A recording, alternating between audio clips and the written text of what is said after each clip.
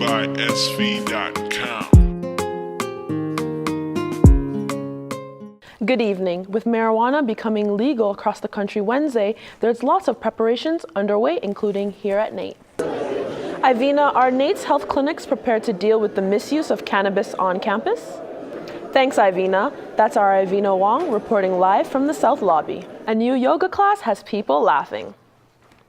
The weather has been beautiful, but will it continue? I'll have all that and more coming up after the break. Esports is a growing trend here in Edmonton, with cafes such as Mona and Naked, which hold their own esports activities. NAIT will follow suit by creating its own esports events here around campus. For NAIT Newswatch, I'm Lebene Mawutor.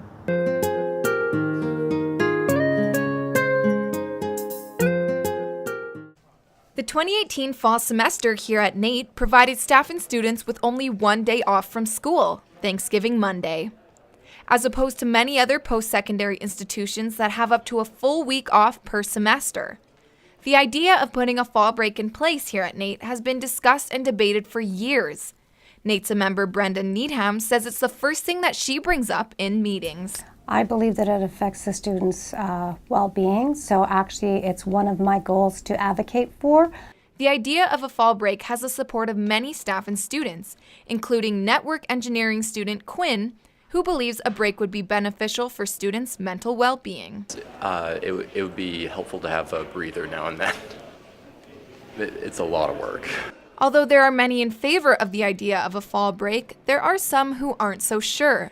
NAIT instructor Stuart Saraduke believes a fall break would not be beneficial and would in fact create some challenges. It stops the momentum of the learning that's taking place, and then when students get back, it takes a while for them to get back up to speed. I mean, we have a hard enough time when we come back in September, and students generally have forgotten a lot of things from the spring because they've just had 4 months off. There is a group at NAIT currently looking at options to try and find what best meets students' needs. However, NAIT representatives say that there are a lot of complexities involved, such as student loans, funding, scheduling, and staffing. Staff and students at NAIT are signing their names in support of the White Ribbon campaign that kicked off this week and runs until December 6th. The White Ribbon campaign began in 1991, and ever since, supporters have worn the ribbons as a pledge to never commit, condone, or remain silent about violence against women. An interactive exhibit came to NAIT on Wednesday where students were able to experience catcalling style abusive comments. The exhibit is named This Is What It Feels Like, and it was created from a collection of catcalling heard in Edmonton. We took some of these responses, we recorded them, made like an audio loop of it, and connected that audio loop to some headphones in there. So in that box, people go in, they put on that pair of headphones, and they pretty much get an auditory simulation of what it's like to be harassed in the streets of Edmonton. The booth was created by the City of Edmonton in partnership with Men Edmonton, an organization working to speak out against violence. NAIT student Omar Ahmed was one of few students able to listen to all of the abusive comments in the booth.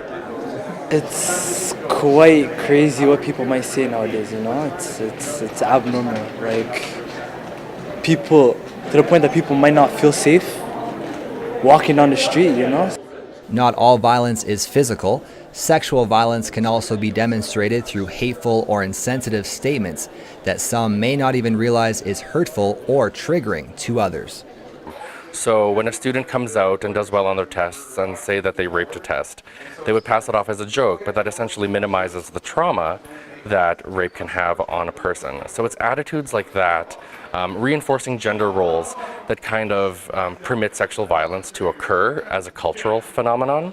The campaign resumes next week at NAIT, with sessions being held on consent, bystander intervention, and eliminating rape culture on campus.